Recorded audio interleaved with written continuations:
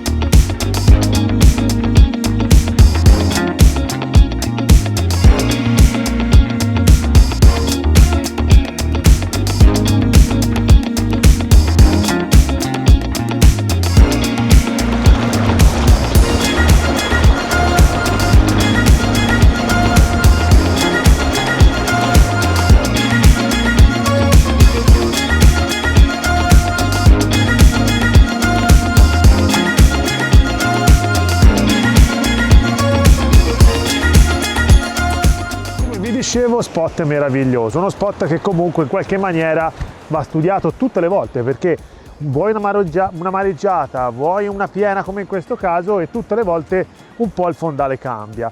Però in linea di massima c'è una situazione di circa 1,5 m, 1,80 m, parecchio lontano dalla linea della battegia, zona che io voglio raggiungere. Chiaramente tutte le volte che io vengo in questa zona qui vado di persona a perlustrarlo, perché un conto è sondare, quindi capire più o meno com'è la situazione, un conto è proprio andarci. Il motivo degli Waters di oggi è proprio questo. Ora io vado a vedere se nella zona che mi interessa, cioè la zona dove il flusso d'acqua sta terminando, si mette in acqua e dove teoricamente c'è anche meno corrente, anche questa volta come le altre volte c'è quel 1,5 m, 1,80 m di fondo, che è quello che interessa a me, perché poi alla fine le spigole pascolano teoricamente in quella zona. A maggior ragione se poi, come oggi, effettueremo una pasturazione che secondo me non avete mai visto. Mi è venuta in mente di farla vedendo le condizioni, secondo me potrà dare i suoi risultati. Nel frattempo io vado a vedere cosa c'è laggiù. Camminando magari racconto, sperando che la situazione dell'operatore col microfono consenta di parlare. Allora, vedete che qua c'è una zona di bassissima acqua, una zona di 20 cm, 30 cm, dopodiché ci si avvicina a quella zona laggiù dove vedete delle ondine, dove lì quasi sempre è molto scavato. Sulla sinistra delle ondine, scusate, mi sono girato perché mi sembrava che l'operatore mi dicesse che non sentiva il microfono, quindi tutto ok. Sulla sinistra delle ondine c'è una zona di bolla, in gergo, cioè una zona dove non c'è corrente, e subito sotto c'è anche una buona profondità, quindi io dovrò arrivare con le canne fino a questa zona qua, quindi è una cosa non facile. Vedete che qua abbiamo già un fondale importante che teoricamente può già ospitare i pesci che cerchiamo, Ora io spero che l'operatore riesca a fare tutto quello che deve. Ecco, qui in questo punto qui ragazzi, proprio qui, ecco mi devo fermare, qui c'è lo scalino che vi dicevo, che poi porta la profondità a quello che ci interessa, e anche lo scalino dove tutta la corrente arriva e quindi tutti i sedimenti e anche la pastura che ho intenzione di tirare arriverà. Non posso fare 1 metro oltre perché mi vedrete sparire, non è il caso, ci abbiamo da fare l'episodio. Quindi ci mettiamo in pesca. Ho studiato la zona e speriamo che questo studio preventivo dia i suoi buoni risultati.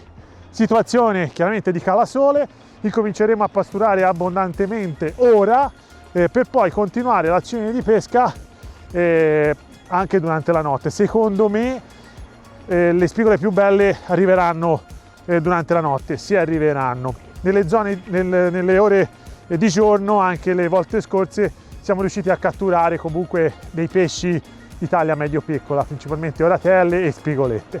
Quindi insomma armiamoci di attrezzatura contro il freddo, perché oggi farà freddo e spero che ne varrà la pena.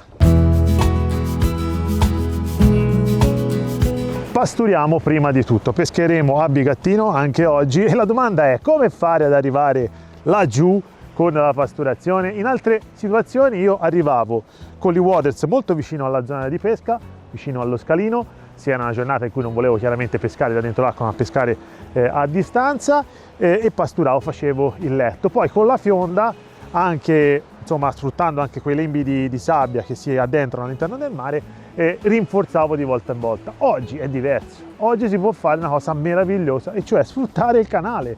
I bigattini li andremo a mandare volta a volta dentro il canale. Addirittura stavo pensando la fionda di utilizzarla da qui per sfiondare nella zona del canale, perché la corrente è fortissima, quindi qualsiasi bigattino io andrò a tirare lì, in pochi secondi arriverà laggiù nella zona di pesca, e quindi secondo me potrebbe funzionare. Speriamo. Comunque la teoria è perfetta, poi vediamo se la pratica è vincente. Chiedo all'operatore di seguirmi. L'operatore dovrà anche fare free climbing con telecamera in mano. Io sono legato dagli waders, anche se le riprese non sono perfette, ti perdoniamo stavolta. Vieni. Vedete quanto spinge la corrente qua? È fortissima, e guardate, anche lanciando la manciatina di bigattini,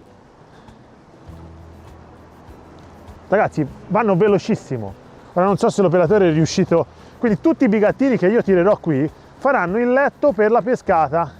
Tanto ho visto già, andando a perlustrare, che tutto si andrà a concentrare laggiù nella zona di pesca. Quindi secondo me la strategia vincente di oggi è pasturare dentro a questo letto fluviale e poi andare chiaramente a cercare di trovare la zona dove la corrente è un po' più ridotta, perché oggi, non ve l'ho ancora detto, si pesca al lancio, si pesca all'inglese. Abbiamo detto che dovremmo lanciare, e lanceremo dei galleggianti anche di 25-30 grammi, dopo ve li faccio vedere, a distanze importanti. È chiaro che con le bolognesi light impensabile fare un'azione che poi si avvicina di più al mondo dell'inglese, delle canne match, telematch.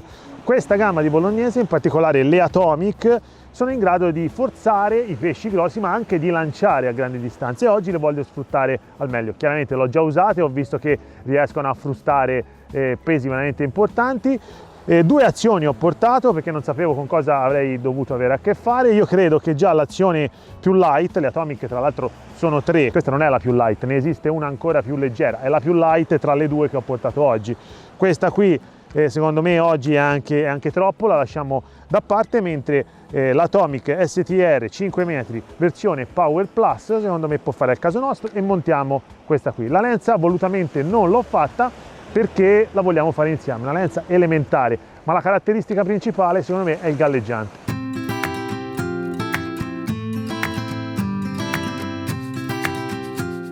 Visto che abbiamo circa una cinquantina di minuti di sole ancora prima dell'inizio del tramonto, sfruttiamolo per parlare di assetto.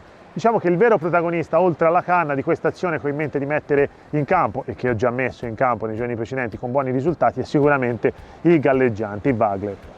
Questo qui che ho utilizzato, io mi sono portati un assortimento di più grammature, infatti questo modello in particolare, l'HT Pro Blue Wrangler, fa 12-30 grammi, quindi abbiamo possiamo scegliere tra una potenza minima di 12 e una massima di 30. Io sceglierei la 25 per questo contesto. Con quelle canne lì che caricano bene si raggiungono distanze siderali. Che caratteristiche ha questo galleggiante? Tanto per incominciare deve essere altamente visibile a distanza, quindi ha la stina vuota da 4,5 e poi ha i dischi intercambiabili qua sulla base. Cosa vuol dire? Vuol dire che potete togliere i dischi di zavoramento del galleggiante e cambiare la galleggiabilità del galleggiante stesso, oltre che la potenza di gittata. Oggi ci servono tutti i grammi a disposizione di questo galleggiante, quindi sia che utilizzeremo il 25 sia che andremo a utilizzare il 30 grammi, lasceremo tutte le zavorre e poi andremo ad apporre un'ulteriore zavorra sul filo di 1,5 grammi.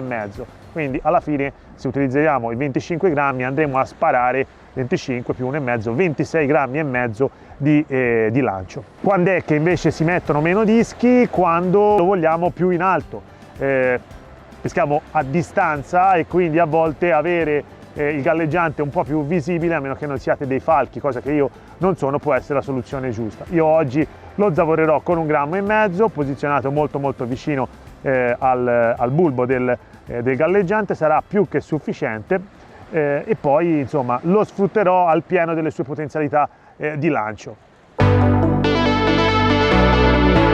Intanto vi faccio vedere da vicino quello che non avete visto prima mentre lo stavo realizzando, cioè come è fermato il galleggiante, pellina sopra, pellina sotto e stopperino in gomma. Vi faccio vedere anche l'accessorio che ho utilizzato per l'appunto. Li ho finiti, guardiamo se lo trovo, un po' di pazienza per l'operatore. Eccoli qua, sì, eccoli qua.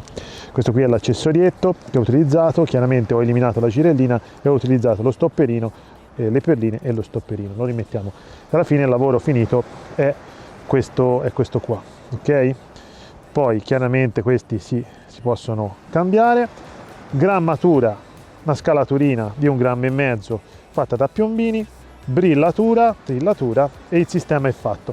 Chiaro che durante l'azione di pesca potete anche cambiare il vostro assetto e potete mettervi nella condizione di utilizzare magari una torpille perché non vi convince troppo il tutto. Io partirò con la spallinata, poi vediamo dopo, casomai la cambio, metto una torpille. Intanto comincio così, che gli altri giorni mi ha dato dei buoni risultati. Ultimo ma non ultimo, il terminale, quanto lungo, di che diametro. È inutile stare sottili, è inutile stare corti. Tanto comunque è un assetto che si fa a distanza, c'è il lancio, c'è il pericolo di garbuglio, quindi il consiglio è mettete uno 0,14,5. Ultrastong FC 403 0145, è perfetto, ingarbuglia poco, rende bene in acqua, rigido, resistente all'abrasione, quindi fa al caso nostro. 1,80 m, 2 metri, perché? Perché il sondaggio qua praticamente non si fa. Dobbiamo approssimativamente mettere una distanza tra galleggiante e amo superiore rispetto al fondo, che poi si vada a appoggiare il terminale per 20 cm, 10 cm, 30 cm o in certe situazioni vada in tocca e non tocca, non serve assolutamente a niente. È una pesca dove il pesce deve passare, mangiare, buttare giù il galleggiante, non è una pesca che si fa in punta di canna, quindi l'attenzione alla percettività, alla taratura, al sondaggio qui non ha senso. Tanto se la spigola entra sulla scia di bachini che sto creando, apre la bocca, mangia il bigattino e parte. Questo è quello che mi auguro.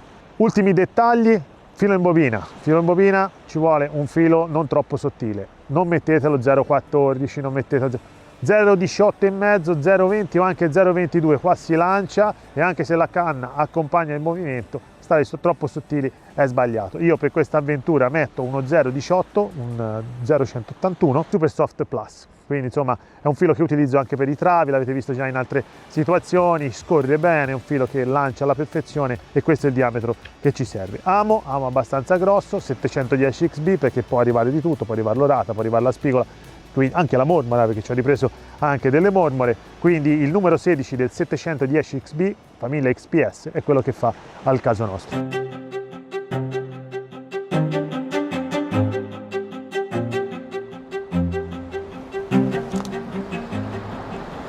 andate e fate il vostro dovere a distanza. Proviamo anche il manico di retino nuovo, il frangente XT PowerNet 6 metri. E voi direte, che cavolo ci fai con 6 metri di retino in questo contesto? Effettivamente sarebbe bastato anche 5 o 4, però l'obiettivo è cercare di retinare eventuali catture dove l'acqua è un po' più alta. Spiaggiare un pesce con lo 0,14, 0,12, anche 0,16, insomma è abbastanza limite. Se abbiamo un retino un pochino più lungo, lo andiamo a retinare chiaramente prima e rischiamo meno.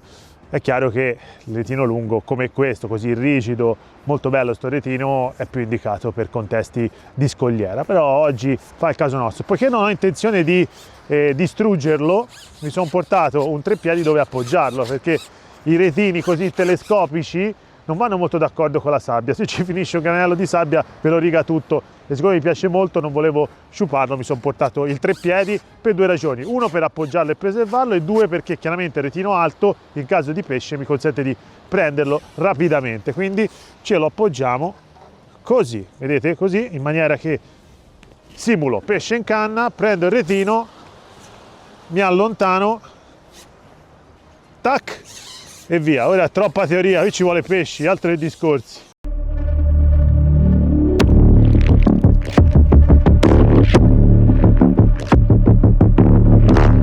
Il sistema antitangolo, anti-intrigo che abbiamo fatto, cioè il terminale così costruito, direi che è perfetto, ragazzi, perché sono già il quinto lancio e non si è intrigato assolutamente niente. Quindi vi consiglio questo setting perché vi consente di pescare tranquilli, senza problemi, lanciare, recuperare, eccetera, eccetera. Io vado in pesca con un altro lancio siderale. Comunque è bellissimo questo assetto.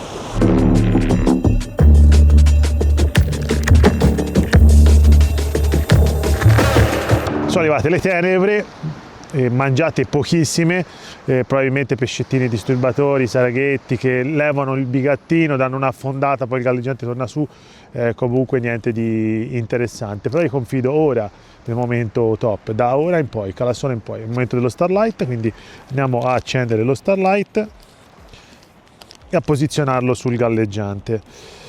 Io spero che questo sia uno Starlight che funziona poco. Vi spiego perché. Infatti funziona poco.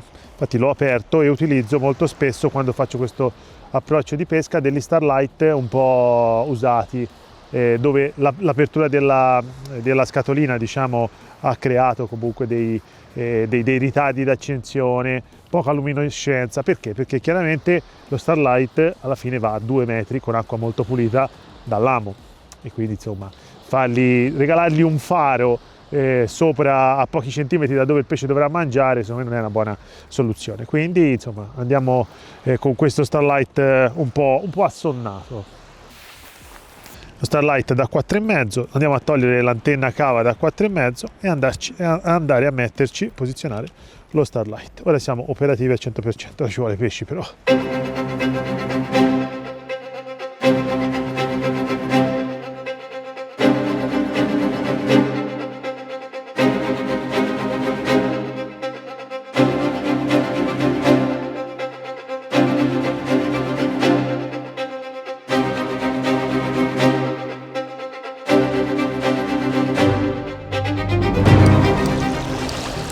Questo è un bel pesce, ragazzi,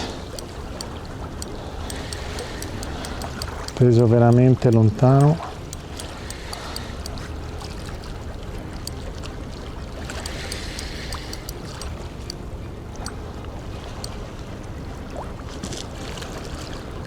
Laggiù si è acceso, comincia a vedere lo Starlight in lontananza. Ora qui grossi problemi di incaglio non ce ne dovrebbero essere. Io ho perlustrato tutta la zona, francamente non ci dovrebbero essere grossi rami, scogli, eccetera eccetera. Però quando arriviamo a distanza pericolosa, tipo ora, io lo retino. Questa è una spigola, ragazzi, una spigola. Sì, una spigola, quello.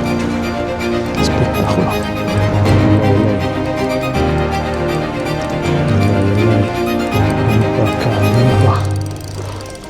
bel pesce tra l'altro. Dov'è il retino? Ci sono anche degli scogli pericolosissimi.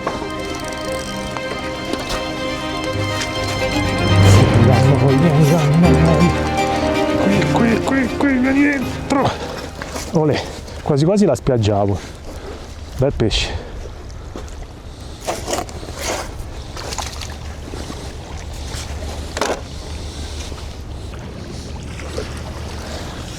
E questo è il signor pesce per il quale siamo venuti fino qua e per il quale stiamo prendendo un sacco di freddo. Io direi che lo mettiamo al fresco, e visto che ora è il momento, al fresco ci sta già perché sono 5 gradi, e visto che ora è il momento della marea, io mi rimetto in pesca.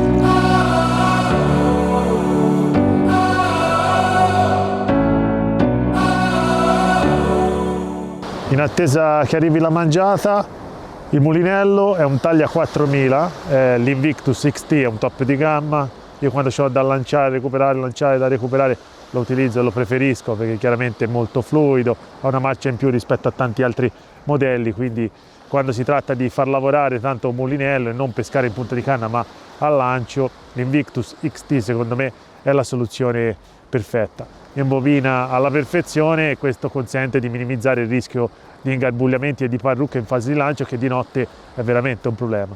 Taglia 4000 perché? Perché ci abbiamo da lanciare, recuperare, lanciare, recuperare. Potremo anche salire ulteriormente di taglia, però poi appesantiremo troppo l'attrezzo, cioè la canna e tutto il sistema pescante, e quindi secondo me il compromesso giusto è la taglia 4000. Come avete visto, lancia da Dio, quindi sbobina alla perfezione e secondo me va più che bene per questo approccio.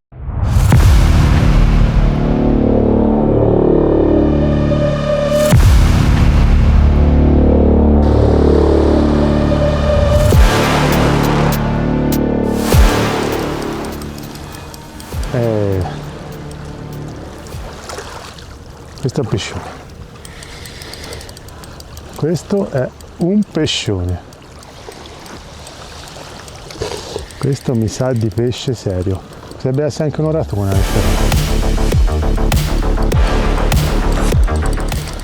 Qui è lunga, ragazzi. Lo starlight è lontanissimo. Ma noi non abbiamo fretta. Con calma, tanto qui non è che ci sono grosse rocce, quindi intanto l'abbiamo bucato e non vuol venire. Ragazzi, questa è una canna che tira tantissimo, io sto forzando, sto sfruttando. No, pescione. Io spero che nel momento in cui arriva qui sotto sia stanco, perché questo è un pesce la frizione quasi tutta chiusa, canna completamente piegata, e noi pompiamo, tanto la canna ce lo consente. Facciamo anche un po' di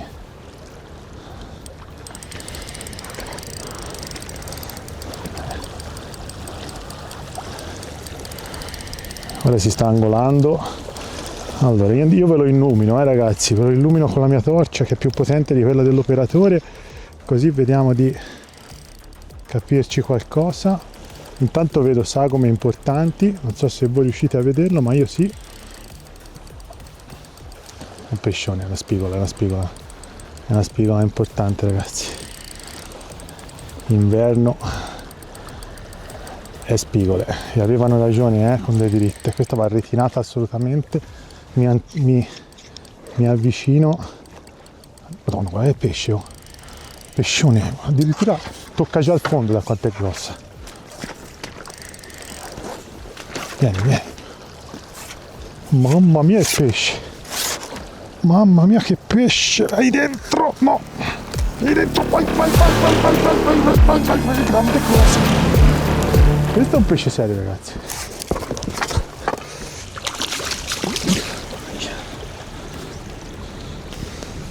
Bello, ragazzi. Guardate che bellezza, che testa. 2004? Sì, 2005-2004.